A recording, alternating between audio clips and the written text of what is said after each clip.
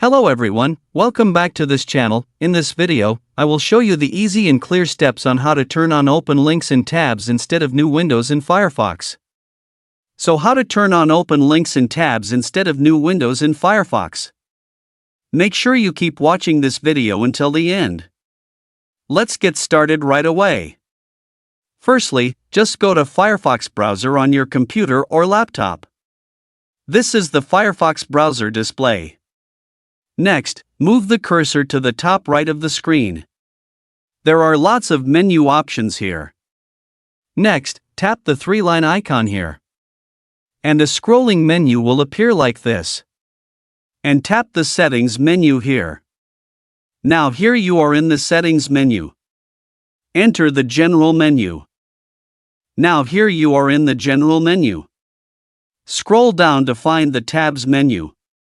Now next. Tap Open Links in Tabs instead of New Windows.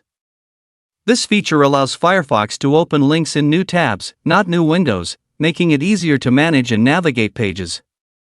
So that's it, the tutorial how to turn on open links in tabs instead of new windows in Firefox.